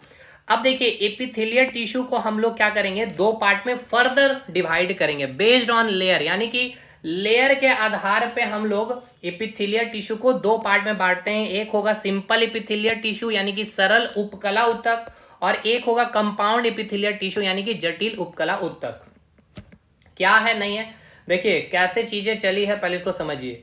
सबसे पहले मैंने आपको बताया कि हम लोग क्या पढ़ रहे हैं सर, एनिमल टिश्यू पढ़ रहे हैं, ठीक है। हम लोग क्या पढ़ रहे हैं, एनिमल टिश्यू पढ़ रहे हैं। एनिमल टिश्यू में मैंने बताया सर आपको 4 प्रकार के ऊतक क्या करने हैं, पढ़ने हैं, ठीक है। 4 प्रकार के ऊतक आपको पढ़ने हैं। सबसे पहले आपको इपिथेलियल, ठीक है, इपिथेलिया या इपिथेलिया भी कहा जाता है। दूसरा आपको मैंने बोला क्या, कनेक्टिव टिश्यू, ठीक है सर। तीसरा मैंने आपको क्या बता दिया, मस्कुलर, ठीक है, मस्क्यूलर टिश्यू, मस्क्यूलर टिश्यू। और चौथा आपका क्या था, नर्व टिश्यू, ठीक। फिर मैंने कहा कि जो आपकी इपिथेलियल टिश्यू है इसको हम क्या करेंगे भाई, इपिथेलियल टिश्यू को हमने क्या बताया सर, कि जो आपकी इपिथेलियल टिश्यू का हमने वर्किंग फंक्शन सारी चीजें बताई, कवरिंग करने का काम, प्रोटेक्शन करने का काम, जितनी कैविटी है उसकी जो लेयर, बाहरी लेयर, जो एक वाल जो जैसी लेयर जो बनती है वो इपिथेलियल टिश्यू से ही बनती है, और सिक्रेशन और क्या करती है, एक्सक्रीशन करने में मदद करती है। फिर फर्दर हम इपिथेलियल टिश्यू को दो पार्ट में बांटेंगे लेयर के आधार पर, बेस्ड ऑन लेयर। एक होगा आपका सिंपल इपिथेलियल टिश्यू और एक होगा आपका कंपाउंड इपिथेलियल टिश्यू, ठीक है। डिफरेंशिएशन समझ में आ रहा। अब समझिएगा सिंपल किसको कहते हैं, जैसे कि कोई एक, ये आपका एक टिश्यू है, ठीक है। अगर ये टिश्यू है तो भाई इसमें क्या होंगे, ऐसे बहुत सारे सेल्स उपस्थित होंगे। और ये कौन सा सेल है सर, सॉरी कौन सी ऊतक है, ये एपिथेलियल टिश्यू है, ठीक है। तो एपिथेलियल टिश्यू है तो इसमें उपस्थित सेल के बीच में क्या कोई गैप होगा, इंटरसेलुलर स्पेस होगा, अंतःकोशिकीय रिक्त स्थान होंगे, तो आप कहेंगे सर नहीं होंगे। क्या कोई दिक्कत, कोई दिक्कत नहीं है सर। चलिए, तो इस प्रकार से अगर आप देखें तो यहाँ पे अगर आप देखें तो ऐसे मिलियंस नंबर में आपको क्या मिलेंगे सर, सेल्स मिलेंगे, है ना, कोशिका मिलेंगे। और ये सारे कोशिका का फंक्शन सेम होगा। तो यहाँ पे कितना लेयर है, तो आप देखेंगे तो सर एक लेयर है ना, एक लेयर है। और मैंने क्या बोला सर, हम लोग पढ़ रहे हैं एपिथेलियल टिश्यू, तो केवल एक लेयर अगर होगा तो उसको आप क्या नाम देंगे सर, सिंपल एपिथेलियल टिश्यू, ठीक है, सिंपल एपिथेलियल टिश्यू, एपिथेलियल भी कहते हैं। लेकिन जब बहुत सारे लेयर आपस में मिल जाएंगे, जैसे एक लेयर ये हो गया, उसके बाद एक लेयर और हम लोग बना ले, इसको दूसरे कलर से बनाते चलिए, ब्लैक कलर से। एक लेयर और आपका यहाँ से मिल गया इस प्रकार से, देखिए एक लेयर और मिल गया। तीसरा लेयर और हम लोग दिखा दे रहे हैं, ये आपका एक मिल गया, ये देखिए। इस प्रकार से लेयर बाय लेयर बढ़ते चला जा रहा है, यानी एक जटिल संरचना बनती जा रही है। और ये सारे टिश्यू कैसे मिलके बनोगे, बहुत सारी कोशिकाएं उपस्थित होगी ना मेरे भाई, इस प्रकार से बताइए। तो ये एक जटिल संरचना बन गया, तो इसको आप क्या कहेंगे sir, compound, compound epithelial tissue. यानी कि कंपाउंड एपिथेलियल टिश्यू का मतलब इसमें जो लेयर होंगे टिश्यू के, मल्टी लेयर होंगे, बहुत सारे क्या होंगे, परत होंगे। लेकिन सिंपल एपिथेलियल टिश्यू में केवल एक लेयर होंगे। चलिए, डिफरेंशिएशन भी आप समझ चुके हैं अब अच्छे से। तो वही बात यहां पे लिखी गई है, एक लेयर वाली जो उपकला ऊतक होगी उसको आप क्या कहेंगे, उपकला ऊतक कहेंगे, यानी कि सरल उपकला ऊतक कहेंगे। One layer epithelial tissue is called simple epithelial tissue. लेकिन बहुत सारी जब परत होंगी तो उसको आप कहेंगे क्या भाई, कंपाउंड एपिथेलियल टिश्यू, यानी कि जटिल उपकला ऊतक। Multi layer present in epithelial tissue is called compound epithelial tissue. जैसे आप देख सकते हैं यहाँ पे फिगर में दिखाया गया, बहुत सारे लेयर्स में आपको एपिथेलियल टिश्यू दिख रहे होंगे। तो एक जटिल संरचना हो गई। इस एग्जाम्पल हो गया स्किन, वेरी वेरी इंपॉर्टेंट। देखिए अगर मैं बोलूं स्किन, ठीक है, तो देखिए समझिए दोस्त, चलिए देखिए, अगर मैं आपको बोल दिया हूं स्किन, तो स्किन कौन सी टिश्यू, पहले ये बताइए, एपिथेलियल टिश्यू होगी, कनेक्टिव टिश्यू होगी, मस्कुलर टिश्यू होगी, या नर्व टिश्यू है। तो आप कहेंगे सर ये आपका एपिथेलियल टिश्यू है। अब मैं आपसे पूछ रहा हूं कि ये जो स्किन है, ये स्किन एपिथेलियल टिश्यू में किस एपिथेलियल टिश्यू का पार्ट होगा, सिंपल या फिर कंपाउंड। तो आप क्या कहेंगे सर, कंपाउंड एपिथेलियल टिश्यू का एग्जांपल है स्किन, ठीक है। तो क्वेश्चन पूछने का तरीका भी आप देखते चलिए, इस डिफरेंशिएशन, ये कैटेगराइज जो मैं करूंगा ना, इसको भी ध्यानपूर्वक याद करते चलिएगा। तो स्किन आपने इसका एग्जांपल देख लिया, और सिंपल एपिथेलियल टिश्यू का एग्जांपल अगर पूछ लिया जाए तो सर, तो देखिए सिंपल एपिथेलियल टिश्यू में मैंने आपको क्या बताया है, देखिए समझिए यहां मैंने क्या लिखा है। सिंपल एपिथेलियल टिश्यू जितनी भी हमारी कैविटी, गुहा है, ठीक है ना, गुहा में यानी कि buccal cavity, thoracic cavity, abdominal cavity, जो गैस्ट्रिक कैविटी है, वो सारे उनके जो लेयर है, वो लेयर कौन से ऊतक से बने होंगे? सिंपल एपिथेलियल टिश्यू से बने होंगे। देखिए मैंने क्या बोला, एपिथेलियल टिश्यू, मैंने क्या बोला सर, एपिथेलियल टिश्यू। इस एपिथेलियल टिश्यू को हमने दो पार्ट में बांट दिया, सिंपल और कंपाउंड। कंपाउंड का एग्जांपल क्या हो गया? स्किन। तो भाई देखिए एपिथेलियल टिश्यू का काम क्या था? कवरिंग करना एंड प्रोटेक्शन करना। तो स्किन क्या कर रहा? कवरिंग कर रहा, प्रोटेक्शन कर रहा, बिल्कुल। और क्या बोला था सर? कैविटी, जितनी भी कैविटी है उस कैविटी के अंदर एक वाल जैसा जो लेयर बनता है वो भी एपिथेलियल टिश्यू से बनता है, लेकिन उस कौन सी एपिथेलियल टिश्यू होगी? तो सर सिंपल एपिथेलियल टिश्यू होगी, ठीक। इसके बाद मैंने बताया था एपिथेलियल टिश्यू का काम और क्या सर? सिक्रेशन करना एंड एक्सक्रीशन करना। ये अभी अभी आगे अभी और भी फर्दर क्लासिफिकेशन होगा तो समझ में आएगा। ये अभी आप समझ में आ गया ना कि आपको मैंने बोला सर एपिथेलियल का काम क्या है? कवरिंग करना और प्रोटेक्शन करना। तो भाई स्किन क्या करता? कवरिंग करता है, लाइनिंग एक संरचना बना देती है, एक रेखीय संरचना बनाती है ना स्किन जैसी संरचना, इंटरनली ऑर्गन में और एक्सटर्नली ऑर्गन में भी। तो वो आप कैसी वो ऊतक होगी? तो वो सर कंपाउंड एपिथेलियल टिश्यू होगी। और जो जितनी भी कैविटी आप देख रहे हैं, चाहे buccal cavity, gastric cavity, abdominal cavity, उसके अंदर जो एक वाल जैसी जो लेयर बनेगी वो सिंपल एपिथेलियल टिश्यू होगी। चलिए क्लियर है। बाकी सिक्रेशन और एक्सक्रीशन के लिए परेशान एकदम नहीं होइए, अभी आगे सब कुछ मिलेगा। यहां तक समझ में आ गया? कोई दिक्कत? कोई दिक्कत नहीं। अब आइए, कंपाउंड एपिथेलियल टिश्यू आपको समझ में आ गया, इसका एग्जांपल क्या है सर? स्किन है। अब आइए, ये जो आप सिंपल एपिथेलियल टिश्यू जो देख रहे हैं ना, इसको फर्दर हम 4 भाग में डिवाइड करेंगे। देखिए जो सिंपल एपिथेलियल टिश्यू है डिवाइडेड इनटू 4 टाइप्स। एक होगा आपका सिंपल स्क्वेमस एपिथेलियल टिश्यू, एक होगा आपका सिंपल क्यूबॉइडल एपिथेलियल टिश्यू, और एक होगा आपका सिंपल कॉलमनल एपिथेलियल टिश्यू, और एक होगा सिंपल सिलिएटेड एपिथेलियल टिश्यू। देखिए ये जो डिवीजन किया गया है कैसे, इस जो उत्तक की बात कर ले, कौन से उत्तक? सिंपल एपिथेलियल टिश्यू की जो बात करते हैं, तो ये भाई उत्तक है तो किससे बनी होगी? सेल से बनी होगी। तो ये जो सेल जो इस उत्तक में जो होगी उपस्थित, उसकी जो आकार है उस आधार पे इस सिंपल एपिथेलियल टिश्यू को हम 4 कैटेगरी में बांटते हैं। यानी कहा जाए जो सिंपल एपिथेलियल टिश्यू है इसको हम फर्दर 4 पार्ट में क्या करेंगे सर? डिवाइड करेंगे। एक हो गया आपका स्क्वेमस एपिथेलियल टिश्यू, एक होगा आपका क्यूबॉइडल एपिथेलियल टिश्यू, थर्ड होगा कॉलमनल एपिथेलियल टिश्यू, और चौथा है आपका ciliated epithelial simple epithelial tissue, ठीक है। इसका एग्जांपल आपका स्किन के कंपाउंड एपिथेलियल टिश्यू यहीं समाप्त है। अब लेकिन सिंपल एपिथेलियल टिश्यू जो आपने देखा यहाँ पे, तो पहले आप हमें ये बताइए, आपने कंपाउंड एपिथेलियल टिश्यू का एग्जांपल क्या दिया सर? स्किन। कवरिंग और प्रोटेक्शन का काम आपने देख लिया। सिंपल एपिथेलियल टिश्यू का एग्जांपल आपने क्या देखा सर? कैविटी, ठीक है ना। जितने भी कैविटी है वो सिंपल एपिथेलियल टिश्यू से बनी होती है। फिर further simple epithelial tissue 4 part में, स्क्वेमस, क्यूबॉइडल, कॉलमनल और ciliated tissue, ciliated simple epithelial tissue. अब एक एक करके हम लोग उसको स्टडी करते हैं। सबसे पहले हम लोग सिंपल स्क्वेमस एपिथेलियल टिश्यू के बारे में चर्चा करते हैं। तो देखिए सिंपल स्क्वेमस एपिथेलियल टिश्यू की अगर बात कर ले तो ये भाई अगर एक उत्तक है तो भाई किससे मिलके बनी होगी? सेल से बनी होगी, बिल्कुल सर। तो इसमें जो उपस्थित जो सेल आप देखेंगे, इसकी जो संरचना आपको जो मिलेगी ना, इसका जो शेप मिलेगा वो चपटी मिलेगी, यानी फ्लैटेंड मिलेगी। ये पहला क्वेश्चन है आपका एनसीईआरटी का। इसमें जो सेल्स होती है उसकी शेप कैसे होती है? फ्लैटेंड सेल्स होती है, यानी कि कैसी होती है? इस उत्तक में कोशिका चपटी होती है। इसी कारण देखिए इसकी जो स्ट्रक्चर है इस आधार पे ही यहाँ पे बांटा गया है। आगे जब देखिएगा क्यूबॉइडल एपिथेलियल टेस्ट में, तो इसमें जो सेल होंगे आपका क्यूब लाइक स्ट्रक्चर में होंगे इस प्रकार से। यहाँ पे कॉलम में तो यहाँ कॉलम लाइक स्ट्रक्चर आपको ऐसे ऐसे मिलेगा सेल की स्ट्रक्चर, और सिलिएटेड है यानी कि यहाँ पे धागे नुमा संरचना, हेयर लाइक प्रोजेक्शन आपको मिलेगा सेल में ऐसे ऐसे। तो इसकी शेप के आधार पर ही यहाँ पे क्या किया गया? विभाजन किया गया, डिवीजन किया गया सिंपल एपिथेलियल टिश्यू।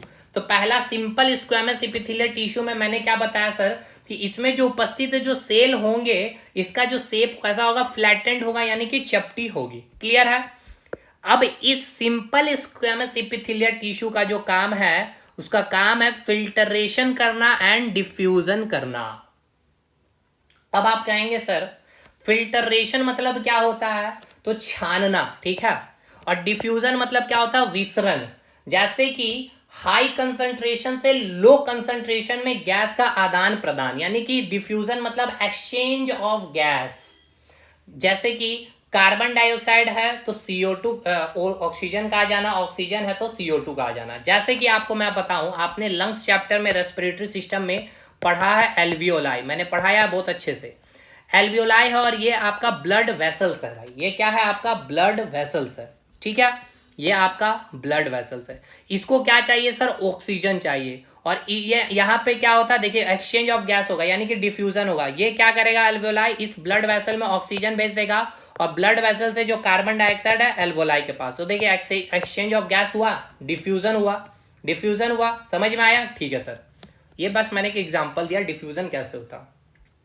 तो सिंपल एपिथेलियल टिश्यू का काम क्या है सर, फिल्टरेशन करना और डिफ्यूजन करना। इसका मतलब ये कि जो जो अंग जो भी होगी, जो डिफ्यूजन में भाग ले रही होगी या फिर जो अंग फिल्टरेशन में भाग ले रही होगी, वो अंग किस टिश्यू से बनी होगी sir, simple squamous epithelial tissue से बनी होगी।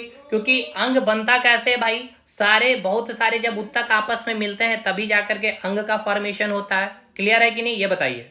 देखिए इसका एग्जाम्पल यहां से क्वेश्चन बनेगा, जो ब्लड वेसल्स है यानी रक्त वाहिनी है, यानी ब्लड वेसल्स का जो वाल होगा, यानी कि ये जो आपका ब्लड वेसल है यानी कि रक्त वाहिनी है, इसके वाल में इस प्रकार का यहाँ पर एक लेयर जो बना होता है, वो किस उत्तक से बना होता है, सिंपल स्क्वेमस एपिथेलियल टिश्यू से बना होता है। ये क्या करता है सर, विसरण यानी कि डिफ्यूजन करने का काम करता है। यहाँ पे ऑक्सीजन को लाता है और यहाँ से CO2 में भेजता है एल्वियोलाई। दूसरा है वायु कूपिका यानी कि एल्वियोलाई, यानी एल्वियोलाई के अंदर जो एक वाल लेयर स्ट्रक्चर होगा, उसको उसमें अगर बात किया जाए, यानी कि इस प्रकार से एल्वियोलाई है, तो इसके जो अंदर यहाँ पे जो लेयर है ये किसके बना होगा, स्क्वेमस एपिथेलियल टिश्यू से बना होगा। ये भी क्लियर हो गया आपका, ये बताइएगा बिल्कुल। दूसरा आपका जो फूड पाइप है यानी कि ईसोफेगस, यानी कि ये जो आप फूड पाइप देख रहे हैं, इसका जो लेयर है ये भी किससे बना होगा, आपका सिंपल स्क्वेमस एपिथेलियल टिश्यू से बना होगा। माउथ कैविटी, मुख गुहा, या फिर आप इसी को बोल सकते हैं बकल कैविटी के अंदर जो लेयर आप देखते हैं वो किस उत्तक से बना है, स्क्वेमस एपिथेलियल टिश्यू से बना हुआ। ये सारे एग्जाम्पल एनसीईआरटी में है और ये आपको याद करना पड़ेगा। ये मैंने आपको समझा दिया है और एक जगह मैंने सारी चीजों को लिख दिया है। अब आगे आइए, ये आपने देख लिया। अच्छा एक चीज को समझिए, यहां पे आपने इसका काम को क्या बोला सर, इसका काम क्या है सर, फिल्टरेशन करना, डिफ्यूजन। डिफ्यूजन तो आपने देख लिया ब्लड वेसल से, और कूपिका में कैसे डिफ्यूजन हो रही है ना। छानने का काम दिखाता हूं मैं, फिल्टरेशन करने का। तो फिल्टरेशन कहां होता है, किडनी में। तो किडनी में एक बोमेंस कैप्सूल के बारे में मैंने आपको पढ़ाया था, तो उसमें जो आपका बोमेंस कैप्सूल जो बनी होती है किस उत्तक से, तो स्क्वेमस एपिथेलियल टिश्यू से बनी होती है। यानी स्क्वेमस एपिथेलियल टिश्यू से क्या क्या सवाल आपके बनेंगे, चलिए एक बार मैं आपको डिस्कशन कर लेता हूं फटाफट से। हमने आपको बताया सर, हमने आपको क्या बताया, एक मिनट, चलिए हमने आपको यह बताया कि जो सिंपल एपिथेलियल टिश्यू जो है आपके 4 पार्ट में डिवाइड है। सबसे पहला पार्ट है आपका सिंपल स्क्वेमस एपिथेलियल टिश्यू। तो इसमें जो मैंने पहला पॉइंट बताया कि इसमें जो कोशिका होती है, चपटी होती है पहला, इसकी काम क्या है, फिल्टरेशन करना, डिफ्यूजन करना। डिफ्यूजन मतलब क्या होता है, exchange of gases, high concentration से लो कंसंट्रेशन में जाना।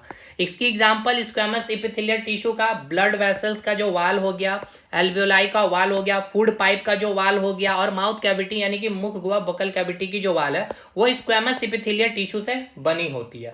और फिल्टरेशन का काम जैसे किडनी के बोमेंस कैप्सूल्स में होता है, तो बोमेंस कैप्सूल की जो बात की जाए, ये किस उत्तक से, किस टिश्यू से बना होता है, तो सिंपल एपिथेलियल टिश्यू से बना होता है। क्लियर है, चलिए आगे बढ़िए। दूसरा सिंपल क्यूबॉइडल एपिथेलियल टिश्यू। तो भाई इसमें अगर बात किया जाए तो इसमें जो अगर सिंपल क्यूबॉइडल एपिथेलियल टिश्यू है, तो भाई सिंपल है तो एक लेयर होगा, ठीक है, इस प्रकार से एक लेयर मैंने बना दिया। अब इसमें जो टिश्यू होगा ना वो इस प्रकार से होगा, देखिए एक क्यूब लाइक स्ट्रक्चर इसमें होगा, ठीक है, एक क्यूब लाइक इस प्रकार से आपको स्ट्रक्चर देखने को मिलेगा। ठीक, तो भाई यहाँ पे ये पॉइंट तो समझ में आ रहा है नाम से ही कि सिंपल क्यूबॉइडल एपिथेलियल टिश्यू है, यानी कि इसमें कोशिका घन के जैसा होगा, क्यूब शेप्ड का आपके कोशिका होगी, क्यूब सेल कैसा होगा, क्यूब शेप का होगा। ठीक, इसका कार्य क्या है, एब्जॉर्प्शन करना यानी कि अवशोषण करना, और सिक्रेशन करना यानी कि स्राव करना। देखिए मैंने स्टार्टिंग में बताया था इपिथेलियल टिश्यू का काम क्या है, सिक्रेशन करना और एक्सक्रीशन करना, बताया था ना भाई। तो यहां पे देखिए आपको मिल रहा है कि नहीं, सिक्रेशन करना। कवरिंग और प्रोटेक्शन मैंने एग्जांपल दिया था स्किन का, वो आपका कवरिंग प्रोटेक्शन हो रहा है। दूसरा देखिए यहीं पे अगर आप देखिएगा तो ब्लड वेसल का जो आउटर लेयर जो वाल बन रहा है, ये वाल यानी कि एक प्रकार से प्रोटेक्शन का या कवरिंग करने का ही काम कर रहा। बाकी वहां पे डिफ्यूजन और फिल्टरेशन का काम आपका इस सिंपल स्क्वेमस एपिथेलियल टिश्यू का मेन कार्य है। ठीक है, तो भाई एक तो यहाँ पे मेन कार्य सिंपल एपिथेलियल टिश्यू का पूछा जाएगा तो क्या बोलेगा, फिल्टरेशन करना, डिफ्यूजन करना। अब फिल्टरेशन डिफ्यूजन जहां जहां हो रहा हमारे ऑर्गन में, वो सारे किस उत्तक से बने होंगे, सिंपल एपिथेलियल टिश्यू से। ब्लड वेसल पूछेगा, एल्वेलाई पूछेगा, ये देखिए आपका पूछा जा चुका है, ये नहीं, फूड पाइप यूसोफेगस आपका रेलवे ने पूछ रखा है कि इस उत्तक से बना हुआ, तो सिंपल स्क्वेमस एपिथेलियल टिश्यू का बना हुआ होता है। चलिए आगे बढ़िए। तो एब्जॉर्प्शन और सिक्रेशन, तो सिक्रेशन मतलब आपको पता है हार्मोन, क्या होगा, हार्मोन और एंजाइम का सिक्रेशन करना बॉडी के अंदर ही। तो पेनक्रियाज के अंदर एक सेल है एक्नी सेल, ये किस उत्तक से बना होता है, जो सिक्रेट करता है हार्मोन, सिक्रेट यानी कि स्राव करेगा, तो वो किससे बना होगा भाई, सिंपल क्यूबॉइडल एपिथेलियल टिश्यू से बना होगा। हमारे माउथ में प्रेजेंट होता है स्लाइवली ग्लैंड, स्लाइवली ग्लैंड क्या सिक्रेट करता है, सलाइबा। ठीक है, तो भाई ये भी किस उत्तक से बना होगा, सिंपल क्यूबॉइडल एपिथेलियल टिश्यू से बना होगा। हमारे बॉडी में स्वेट ग्लैंड जो पसीना सिक्रेट करती है, तो भाई ये भी किस उत्तक से बना होगा, तो ये सिंपल क्यूबॉइडल एपिथेलियल टिश्यू से बना होगा। अब किडनी में एक होता है डीसीटी और यूरेथ्रा यानी मूत्रमार्ग, इस टिश्यू से बनी होती, इसी टिश्यू से बनी होती है, जो क्या करता है, एब्जॉर्प्शन करने का काम करता है। क्योंकि सिंपल क्यूबॉइडल एपिथेलियल टिश्यू के बारे में मैंने अभी बताया कि एब्जॉर्प्शन करता है और सिक्रेशन। तो सिक्रेशन के एग्जांपल आपने देख लिया, पेनक्रियाज हो गया, माउथ में सलाइवरी ग्लैंड हो गया, स्वेट ग्लैंड हो गया, और एक मैं आपको एग्जांपल बता दूं, गोनेड ग्लैंड जो है, ठीक है ना, गोनेड ग्लैंड में मैंने आपको टेस्टिस और ओवरी के बारे में पढ़ाया था। ये सभी क्या करते हैं, हार्मोन सिक्रेट करते हैं। तो टेस्टिस और ओवरी भी किस उत्तक से बना होगा, तो सिंपल क्यूबॉइडल एपिथेलियल टिश्यू से बने होंगे। इनका काम सिक्रेशन है, तो सिक्रेशन और एब्जॉर्प्शन जो जो ऑर्गन में होगा वो सभी आपके सिंपल क्यूबॉइडल एपिथेलियल टिश्यू से बनी होगी। अब तीसरा टिश्यू है सिंपल कॉलमनल एपिथेलियल टिश्यू, यानी कि सरल खंभाकार उपकला उत्तक। यानी इस टिश्यू में जो आपके सेल्स बने होंगे इस प्रकार से खंभा लाइक स्ट्रक्चर होंगे। और कितना लेयर होगा, तो देखिए एक ही लेयर होगा, क्योंकि नाम ही है सिंपल। क्लियर है, चलिए। तो इस उत्तक का काम क्या है, एब्जॉर्प्शन करना, अवशोषण करना होता है। अब आप कहेंगे सर यहां पर भी आपने बता दिया था एब्जॉर्प्शन करना। देखिए दो चीजें होती है, आप घर में कोई सामान को रखते हैं तो एक तो आप छोटे से बोतल में ही आप कोई चीज को एब्जॉर्ब करके रख लेते हैं, लेकिन एक कुछ ऐसी चीज होती है जिसके लिए आपको बहुत बड़ा एक बक्से का जरूरत होता है, ठीक है ना। तो लार्ज अमाउंट में जब चीजों को स्टोर करना होता है, तो हमारे बॉडी में भी जैसे कि लार्ज अमाउंट में अगर स्टोर करना हो गया, तो आप जैसे कोई भी चीज को खाना खाते हैं, खाद्य पदार्थ जो हो गया यानी फूड मटेरियल का एब्जॉर्प्शन करना, तो फूड मटेरियल का जो एब्जॉर्प्शन कहाँ होता है हमारा, छोटी आंत और बड़ी आंत, यानी कि स्मॉल इंटेस्टाइन और लार्ज इंटेस्टाइन। तो ये ऑर्गन किससे बना होगा, सिंपल कॉलमनल एपिथेलियल टिश्यू से, क्योंकि इसका भी काम है एब्जॉर्प्शन करना, लेकिन यहाँ पे एब्जॉर्प्शन लार्ज अमाउंट में हो रहा होगा। देखिए यहाँ लिखा भी है मैंने, लेकिन जहां अधिक अवशोषण होगा, बहुत अधिक एब्जॉर्ब करके रखना है चीजों को, जैसे खाद्य पदार्थों का अवशोषण, तो absorption of food material sorry, तो इन सिंपल इंटेस्टाइन छोटी आंत और लार्ज इंटेस्टाइन बड़ी आंत में होती है। तो ये छोटी आंत और बड़ी आंत एग्जाम्पल किसका हो गया, सिंपल कॉलमनर एपिथेलियल टिश्यू का। चलिए आगे बढ़िए। Last epithelial simple epithelial tissue का पार्ट है सिंपल सिलिएटेड एपिथेलियल टिश्यू। देखिए सिलिएटेड मतलब, सिलिया मतलब क्या होता है, ये आपका हेयर लाइक जो प्रोजेक्शन सेल्स के ऊपर निकला हुआ होता है। देखिए कोशिका के ऊपर एक धागे नुमा संरचना निकली होती है, हेयर लाइक प्रोजेक्शन, उसे ही आप कहते हैं सिंपल सिलिएटेड एपिथेलियल टिश्यू। एक झाड़ू नुमा स्ट्रक्चर है ना, तो झाड़ू से क्या करते हैं, कोई भी डस्ट पार्टिकल को इधर झाड़ करके भेज देते हैं या कोई एक जगह इकट्ठा कर देते हैं, यानी उसके प्रभाव को या तो रोक लेते हैं या फिर उसको एक फ्लो में क्या करते हैं, उसको पास कर देते हैं। तो उसी प्रकार ये सेल का भी काम यही है। ये हमारे कहाँ बॉडी में मिलेगा, किस ऑर्गन की बात होती है, तो जो आपका फेलोपियन ट्यूब देख रहे हैं, फेलोपियन ट्यूब में पाया जाता है ये उत्तक, ठीक है। फेलोपियन ट्यूब में क्या होता है, जो एग होता है उसको क्या किया जाता है, फेलोपियन ट्यूब से कहाँ भेजना पड़ता है, फेलोपियन ट्यूब में रहता है, लेकिन इसको ये जो सीलिया होती है ना, क्योंकि ये जो फेलोपियन ट्यूब आप जो देख रहे हैं ये इसी सिंपल सिलिएटेड एपिथेलियल टिश्यू से बनी होती है, जिसमें हेयर लाइक प्रोजेक्शन होता है। तो ये हेयर लाइक प्रोजेक्शन क्या करता है, इस एग को क्या करता है, एक प्रवाह दे देता है, एक मोशन दे देता है और धीरे धीरे इस एग को कहां तक लेके चला जाता है, गर्भाशय यानी कि यूटेरस तक लेके चला जाता है। तो आपका फेलोपियन ट्यूब हो गया। ब्रोंक्यूल्स, ब्रोंक्यूल्स आपने पढ़ा है, रेस्पिरेशन चैप्टर मैंने पढ़ा। ट्रेकिया का फर्दर डिवीजन क्या था, प्राइमरी ब्रोंक्यूल्स, सेकेंडरी ब्रोंक्यूल्स में। तो जब आप श्वसन में पढ़े थे trachea, primary trachea, secondary trachea पढ़े थे ना जी, फिर ब्रोंक्याल्स में उसको फिर हमने विभाजित किया था। तो मेन इसका काम क्या होता है, जब आप सांस लेते हैं तो सांस लेने के दौरान जो आप एयर लिए तो उसमें केवल ऑक्सीजन गैस तो नहीं होता, बहुत सारे डस्ट पार्टिकल्स भी होते हैं। तो उसमें जो धूल कण आदि भी होते हैं, तो हवा का फिल्ट्रेशन जो करने का काम करता है वो सिलिया ही उसको झाड़ती है। जो भी डस्ट पार्टिकल होती है उसको रोक देती है। मैंने क्या बोला, या तो फ्लो में इस एग को कहां भेज दिया, फेलोपियन से यूटेरस के पास भेज दिया, और ब्रोंकाइल्स में जो भी डस्ट पार्टिकल थे उसको रोकने का काम करता है ये सिलिएटेड इपिथेलियल टिश्यू। कहां कहां, ब्रोंकाइल्स और फेलोपियन ट्यूब में उपस्थित है। या फिर आपका फेलोपियन ट्यूब या ब्रोंकाइल्स किस टिश्यू से बना है, सिंपल सिलेटेड इपिथेलियल टिश्यू से बनी होती है। द सिलिया इज फ्लो और stop anything that is coming in its way. Clear है, सिलिया का कोई भी काम क्या है, कोई भी चीज रास्ते में आ रहा है तो उसके प्रवाह को करा देना या फिर उसको रोक देना। जैसे कि डस्ट पार्टिकल को ब्रोंकाइल्स में रोक देता है और एग्स को कहां से, फेलोपियन ट्यूब से यूटेरस तक भेज देता है। तो ये हो गया आपका इपिथेलियल टिश्यू। अब बात करेंगे कनेक्टिव टिश्यू। तो कनेक्टिव टिश्यू मैंने क्या बताया आपको सर, कि कनेक्ट करने का, यानी कि शरीर के सभी भाग को जोड़ने का काम करता है। एग्जांपल है बोन्स और ब्लड। ठीक, these are the tissue which connect different part of the body. The cell in this tissue are loosely packed. Intercellular space is more, very very important line। देखिए, जो कनेक्टिव टिश्यू की बात होती है, तो भाई कनेक्टिव टिश्यू अगर है तो ये भी उत्तक से हुआ, लेकिन इसमें जो उत्तक होंगे यहां पे देखिए बीच में गैप होगा, यानी लूजली पैक्ड होते हैं सेल यहां पे। इसलिए ये पॉइंट आपको याद रखना है। कनेक्टिव टिश्यू में क्या होता है, लूजली पैक्ड होते हैं, पहली बात तो ये सेल्स। दूसरा है लूजली पैक्ड क्योंकि यहाँ पे क्या होता है, स्पेस होता है, इंटरसेलुलर स्पेस होता है, यानी अंतःकोशिकीय रिक्त स्थान बहुत अधिक होती है कोशिकाओं के बीच में कनेक्टिव टिश्यू में। ठीक है, संयोजी उत्तक में। लेकिन इपिथेलियल टिश्यू क्या था भाई, क्लोजली पैक्ड था। नेक्स्ट, दिस टिश्यू प्रोवाइड क्या करता है, सपोर्ट और स्ट्रेंथ। जैसे कि हड्डी क्या कर रही है भाई, आपको एक स्ट्रेंथ सपोर्ट दे रहा ना भाई, आप खड़े हैं तो भाई इसी बोन्स के माध्यम से ना, अगर आपका पैर टूट जाता तो सीधे खड़े हो पाते नहीं। स्ट्रेंथ कैसे, तो ब्लड में आपने पढ़ा है आरबीसी, डब्ल्यूबीसी, क्या है भाई ये सब, आपको अंदर से आपको इम्यूनिटी प्रोवाइड, एक स्ट्रेंथ प्रोवाइड करती है। तो मेन काम क्या है, कनेक्टिव टिश्यू का सपोर्ट देना और स्ट्रेंथ प्रोवाइड करना। ये उत्तक ताकत प्रदान करती है। पदार्थों का संवहन और ट्रांसपोर्ट ऑफ सब्सटेंस, जैसे आपने कोई खाना खाया, जो भी न्यूट्रिएंट्स आपने लिया, प्रोटीन, फैट, तो उसको ट्रांसपोर्ट करती है पूरे बॉडी में कौन, ब्लड। तो ब्लड कैसा, कनेक्टिव टिश्यू। तो कनेक्टिव टिश्यू का काम समझ में आया, सपोर्ट, स्ट्रेंथ और ट्रांसपोर्ट ऑफ सब्सटेंस का ये काम होता है। एग्जाम्पल हो गया बोन और ब्लड। अब कनेक्टिव टिश्यू को हम फर्दर क्लासिफाई करेंगे 3 पार्ट में। एक होगा आपका लूज कनेक्टिव टिश्यू, ठीक है, एक होगा आपका लूज कनेक्टिव टिश्यू। ठीक है, क्या होगा, लूज कनेक्टिव टिश्यू यानी कि लचीली संयोजी उत्तक। इसका सबसे पहला, इसके लूज कनेक्टिव टिश्यू में भी 2 प्रकार के टिश्यू होगा, एक होगा एरियोरल टिश्यू और एक होगा आपका एडिपोज टिश्यू। यहां से भर भर के क्वेश्चन आपके बने, तो समझिएगा एरियोर टिश्यू यानी कि क्या होता है। सबसे पहले आप एक बात बताइए, एरियोर टिश्यू कहां उपस्थित है। तो भाई देखिए, मैंने पूछा क्या, क्वेश्चन को समझिए, एरियोरल, ठीक है, एरियोरल टिश्यू।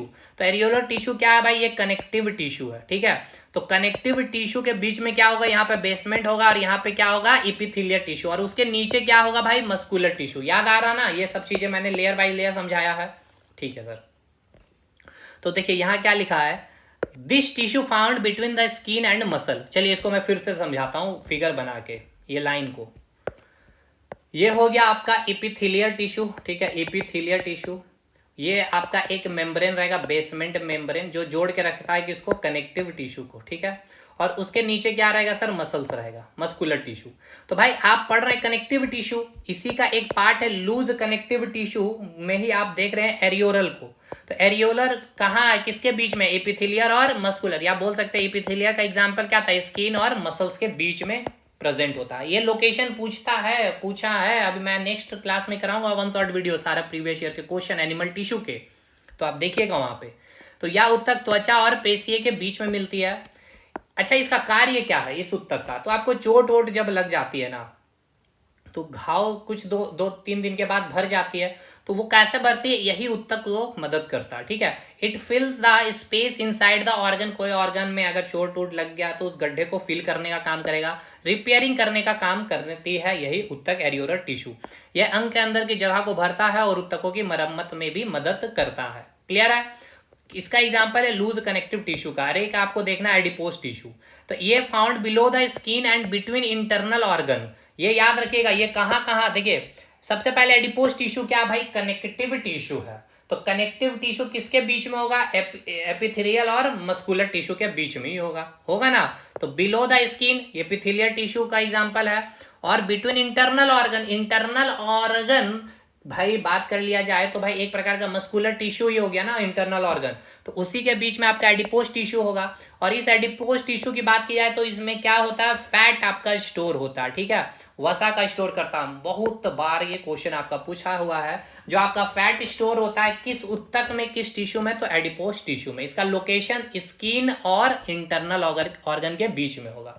एडिपोज टिश्यू किसका एग्जाम्पल है? कनेक्टिव टिश्यू का एग्जाम्पल है, ठीक है। अगर मैं यहाँ पे इसका क्लासिफिकेशन कनेक्टिव टिश्यू का भी मैं अगर दिखाऊं, तो एक होगा आपका लूज कनेक्टिव टिश्यू, इसमें दो हो जाएगा आपका, एक एरियोरल और एक हो गया आपका क्या मेरे भाई? एक हो गया आपका एडिपोज, ठीक है, एक हो गया आपका एडिपोज। चलिए आगे बढ़िए, अब हम लोग आगे। दूसरा आपका है कनेक्टिव टिश्यू का दूसरा जो पार्ट में क्लासिफाई किया गया, सघन संयोजी ऊतक। अच्छा, इसको समझ रहे हैं, इसमें क्या है ना, अच्छा डेंस कनेक्टिव टिश्यू, इसमें दो ये इंपॉर्टेंट बहुत देख लीजिए, टेंडन, कांड्रा और लिगामेंट। तो टेंडन जो टिश्यू है जो बोन टू मसल को जोड़ता है, यानी कि जो हड्डी और मसल, जैसे कि देखिए ये आपका बोन्स हो गया, इसके ऊपर आप मसल्स मांस देखते हैं ना, इसको जोड़ने का काम कौन करता है? यही टिश्यू है टेंडन। और लिगामेंट क्या करता है? बोन टू बोन को जोड़ता है। जैसे ये आपका बोन, ये मैंने क्या बोलते हैं स्केलेटन सिस्टम बहुत अच्छे से समझा रखा। ये बोन को बोन जोड़ने का काम कौन करता है? लिगामेंट, ठीक है। बोन टू बोन को कौन जोड़ेगा? लिगामेंट। क्लियर है? तो पूछता है आपसे, बोन टू बोन को जोड़ने वाला टिश्यू लिगामेंट हो जाएगा और टेंडन। अच्छा ये मैं पूछूं आपसे, टेंडन और लिगामेंट कैसी टिश्यू है? तो कनेक्टिव टिश्यू है, सघन संयोजी ऊतक। चलिए इसको भी मैं यहाँ पे लिख दे रहा हूं ताकि इसको रिवाइज हम लोग फटाफट कर पाएंगे। तो ये हो गया आपका डेंस कनेक्टिव टिश्यू का एग्जाम्पल हो गया, एक हो गया आपका टेंडन और एक हो गया आपका लिगामेंट। चलिए भाई आगे बढ़िए अब हम लोग। अब तीसरा जो पार्ट है कनेक्टिव टिश्यू का क्लासिफिकेशन में है स्पेशलाइज्ड कनेक्टिव टिश्यू, यानी कि विशिष्ट संयोजी ऊतक। ये फिर फर्दर दो पार्ट में बटेगा, कंकाल संयोजी ऊतक यानी कि स्केलेटल कनेक्टिव टिश्यू, और एक है आपका तरल संयोजी ऊतक यानी कि फ्लूइड कनेक्टिव टिश्यू। फ्लूइड मतलब समझ रहे हैं ना भाई, मतलब कि क्या? लिक्विड एक प्रकार से। तो ब्लड, देखिए ब्लड है किसका example? Connective tissue. Connective tissue में भी किसका पूछेगा? तो आप बोलेगा specialised connective tissue. Specialised connective tissue में भी किसका पार्ट है? तो फ्लूइड कनेक्टिव टिश्यू का। और एक लिम्फ, लसिका। इन दोनों का काम क्या है? ट्रांसपोर्टेशन करना। देखिए लसिका में आप देखे होंगे भाई, डिजीज जब पड़िएगा तो एलिफेंटा डिजीज जो होता है ना, पैर वैर जहाँ पे फूल जाता है, सूजन जैसा हो जाता है ना, तो आपका वही होता है लिम्फ में। तो इसका मेन काम क्या होता है ना? ट्रांसपोर्टेशन करना ही काम होता है, ठीक है। तो जब कोई तरह के मतलब दिक्कतें आ जाती है ना, तो लिम्फ वर्क प्रॉपर वे में नहीं कर पाती है, तो वहां पे सूजन सा, जैसे आपका मतलब कि फूल सा जाता है, आप गले गर्दन के पास में भी आपको देखिएगा वहां पे लसिका क्या होती है भाई? फूल सी जाती है। तो इन दोनों का काम, ये फ्लूइड कनेक्टिव टिश्यू है और इसका काम क्या है? ट्रांसपोर्टेशन करना। अब आइए यहाँ पे इंपॉर्टेंट है कंकाल संयोजी ऊतक यानी कि स्केलेटन का पार्ट है दोस्त। तो यहाँ पे ही आपका आएगा बोन यानी अस्थि और कार्टिलेज। कार्टिलेज मतलब समझिए, कार्टिलेज एक ऐसा आपका कनेक्टिव टिश्यू है जो लूजली पैक्ड होती है, जैसे कि कान वाला जो आप पहनते हैं, ईयर पिन्ना, नाक में जो पहनते हैं नाक वाले लड़कियां, नोज टिप हो गया, वो सारी चीजें। तो इसमें देखिए पहले तो याद रखिएगा कार्टिलेज को हम 3 पार्ट में डिवाइड करेंगे, हाइलिन कार्टिलेज, इलास्टिक कार्टिलेज और फाइब्रस कार्टिलेज। अब हाइलिन का ही एग्जांपल आपका ट्रैकिया, ठीक है, जो आपका विंड पाइप से बाद जो उसका विभाजन होता है ट्रैकिया, वो ट्रैकिया भी भाई लूजली मतलब कि कनेक्टिव टिश्यू होता है। यानी कैसा होता है? स्केलेटल कनेक्टिव टिश्यू, यानी कि भाई ये में मूवमेंट होता है और लैरिंग्स में पाया जाता है। ये सब क्वेश्चन पूछेगा भाई। ट्रैकिया और लैरिंग्स किसका एग्जाम्पल है, तो कार्टिलेज का। कार्टिलेज में भी तो हाइलिन। फिर ईयर पिन्ना कान वाला, नाक का, और एपिग्लोटिस। एपिग्लोटिस में देखिए दो पाइप होता है ना, एक हवा जाएगा सांसें लेने वाला, एक खाना वाला, ठीक है। तो अगर आप जब खाना खा रहे होते तो इसको जो ढक देता है कि खाना इस विंड पाइप में ना जाए, तो ये जो होता है एपिग्लोटिस होता है, क्योंकि बहुत लचीला होता है, इसलिए लचीला है। तो कनेक्टिव टिश्यू, तो कनेक्टिव टिश्यू में कौन, कार्टिलेज। ट्रैकिया और लैरिंग्स भी कार्टिलेज कनेक्टिव टिश्यू का एग्जाम्पल है। फाइब्रस जिसमें तंतुमय होता है, इंटरवर्टिबल डिस्क, ये याद रखिएगा आपका कंकाल संयोजी ऊतक का एग्जाम्पल हो गया। बोन भी क्लियर है, यहां तक चीजें समझ में आ गई। तो हमने आपको बता दिया कनेक्टिव टिश्यू और एपिथेलियल टिश्यू का पार्ट। अब चलिए मस्कुलर टिश्यू। मस्कुलर टिश्यू समझ रहे हैं ना, क्या करेगा, मोशन कराने में काम करेगा। मैंने बताया था हेल्प इन लोकोमोशन, क्या करेगा, गति कराने में मदद करती है आपकी मस्कुलर टिश्यू, यानी कि पेशीय ऊतक। और ये मोशन कैसे होंगे, दो प्रकार के होंगे, एक ऐच्छिक और एक अनैच्छिक। लेकिन इसको और भी अलग तरीके से हम पढ़ते हैं, जैसे कि यहाँ पे मैं अगर दिखाऊं, अगर मैंने लिखा होगा तो देखिए यहाँ पे मैंने समराइज किया है मस्कुलर टिश्यू को। यहाँ मैंने लिखा है कि इसका काम क्या है सर, मोशन कराना। अभी मैंने बताया ना भाई, पेशीय ऊतक का काम क्या है, मोशन कराना। दो प्रकार के मोशन होगा, इनवॉल्यूंटरी यानी जिसपे हमारा कंट्रोल नहीं होगा, एक होगा आपका नॉन वॉल्यूंटरी जिसपे हमारा कंट्रोल होगा, सॉरी वॉल्यूंटरी जिसपे ऐच्छिक क्रियाएं जिसपे हमारा कंट्रोल होगा, और इनवॉल्यूंटरी या नॉन वॉल्यूंटरी जिसपे हमारा कंट्रोल नहीं होगा, ठीक। तो सबसे एक इनवॉल्यूंटरी का एग्जांपल, मतलब कि इसका एक मसलीय ऊतक का नाम है कार्डियक मसल का। जैसे कि आपका हार्ट, तो हार्ट का धड़कना हमारे कंट्रोल में नहीं, तो वो किस मसल से, तो उसका लिए कार्डियक होता है ना, कार्डियोलॉजी है जो डॉक्टर हार्ट स्पेशलिस्ट को बोलते हैं कार्डियक, तो इसका नाम ही एक अलग कर दिया गया, कार्डियक मस्कुलर टिश्यू, ठीक। तो हार्ट जो होता है भाई, ये हार्ट कौन सा ऊतक का बना होता है, तो याद रखिएगा मस्कुलर टिश्यू से बना होता है। क्या होता है उसमें, मांसपेशिया ही होता है हार्ट में, कोई हड्डी वड्डी नहीं होती है हार्ट में। और वो मांसपेशिया में कौन सी ऊतक होगी, तो मस्कुलर टिश्यू। और कैसा मोशन होगा, इनवॉल्यूंटरी मोशन होगा, ठीक है, ठीक है सर। और एक आपका होगा स्मूथ मस्कुलर टिश्यू, यानी कि स्मूथ मस्कुलर टिश्यू यानी कि जितना भी आपका इंटरनल ऑर्गन जो आप देख रहे हैं ना, लंग्स हो गया, ठीक है। तो लंग्स भाई जो आपका वो, उसमें भी मोशन जो होता है, क्या उसमें आपका कंट्रोल है। पेट में जो डाइजेशन हो रहा है उसमें कंट्रोल है। किडनी में जो भी कंट्रोल हो रहा है, क्या आपके कंट्रोल में नहीं, तो वो सभी आपके स्मूथ मस्कुलर टिश्यू से बनी होती है। और स्केलेटन यानी कि जो स्केलेटन पार्ट में जो आपका पूरा का पूरा जो स्ट्रक्चर, बोन्स आप जो देख रहे होते हैं, बोन यानी आपका हाथ को अभी आप जैसे उठा के ऊपर से नीचे कर रहे हैं, पैर दौड़ रहे हैं या धीरे धीरे चल रहे हैं, सो रहे हैं, बैक बोन को मूव करा रहे हैं, या आपके कंट्रोल में, यानी वॉलंटरी एक्शन के एग्जाम्पल हो गए। तो भाई जितने भी आप अपने बॉडी को बस ऐसे समझिए, मैं इसलिए एक एग्जाम्पल दे रहा हूं ना कि समझ पाए, आप याद कम करें। आपके कंट्रोल में मोशन हो रहा, हाथ पैर ये सभी बोन्स स्केलेटन सिस्टम का पार्ट हो गया।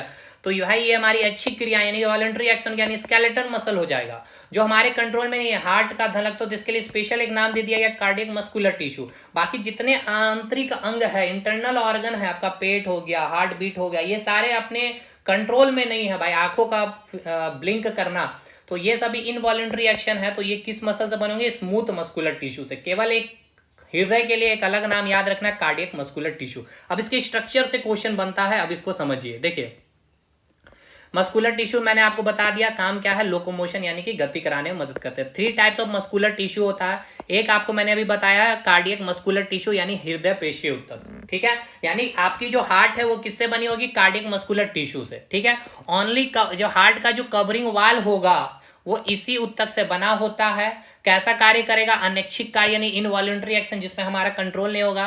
अब इसका फिगर देखिए इस ऊतक का, तो आप यहाँ ध्यान पूर्वक देखिएगा। तो इस प्रकार से ये एक ऊतक आया और देखिए ब्रांच में विभाजित हो गया, शाखा में विभाजित हो गया। फिर से दूसरा ऊतक देखिए, इसमें भी आपको यहाँ पे आपको इस तरह शाखा में विभाजित होते हुए मिलेगा। इसको भी आप देखिए तो इस प्रकार से देखिए ब्रांच में विभाजित हो, यानी कि जो आपकी कार्डियक मस्कुलर टिश्यू है वो उसमें आपको क्या देखने को मिल रहा है, ब्रांच में विभाजित है, ठीक है। ये पॉइंट याद रखिएगा, ये सब पूछा है 2024 का एलपी में। ब्रांच में शाखित होंगे, ये विभाजित होंगे, ये स्ट्रेटेड होंगे। स्ट्रेटेड मतलब कि लाइनिंग इसमें देखने को मिलेगा इस प्रकार से, ठीक है। लाइनिंग देखने का मिलेगा, यानी रेखा इसमें देखने को मिलेगा, स्ट्रेट लाइन। और ये यूनिन्यूक्लिएटेड होंगे, यानी कि एक नाभिक, देखिए यहाँ एक नाभिक मिलेगा, हर एक ऊतक में एक एक नाभिक ही होते हैं। तो बस यहां से इतना सवाल आपका बनेगा कार्डियक मस्कुलर टिश्यू से। चलिए अब आगे बढ़िए। Smooth muscular tissue, smooth muscular tissue मतलब क्या है भाई, ये भी इनवॉलेंट्री एक्शन कार्य करेगा जिसमें हमारा कंट्रोल नहीं, यानी कि जितने इंटरनल ऑर्गन पार्ट है, usually covering wall of internal organ, यानी शरीर के आंतरिक भाग अंग जो है उसके अंदर जो लेयर होता है वो इसी टिश्यू से बना होता है। पेट हो गया, लंग्स, किडनी एक्सेट्रा। ये इनवॉलेंट्री एक्शन हमारा कंट्रोल नहीं होता इसके ऊपर, इसमें कोई लाइनिंग नहीं पाया जाता, यानी कि यह आरेखित होती है। याद रखिएगा, यह आरेखित पेशीय है, इंपॉर्टेंट है, आरेखित यानी कि नॉन स्ट्रेटेड, ठीक है। और इसका शेप याद रखिएगा स्पिंडल शेप होता है। ये सब क्वेश्चन पूछेगा, यानी कि आरेखित पेशीय का शेप कैसा है, स्पिंडल शेप है, ठीक है। ये यूनिन्यूक्लिएटेड है, यानी कि एक न्यूक्लियस, इसमें एक केंद्रक पाया जाता है। जैसे कि इसी का एग्जांपल देखिए, ये आपका जो है स्मूथ मस्कुलर टिश्यू में एक न्यूक्लियस है, यहाँ भी एक है और कोई भी लाइनिंग है नहीं है, यानी कि आरेखित यानी कि नॉन स्ट्रेटेड है। लेकिन इसमें देखिए ये ब्रांच में विभाजित है, इसका शेप याद हो गया, एक न्यूक्लियस होगा लेकिन इसमें लाइनिंग होगा।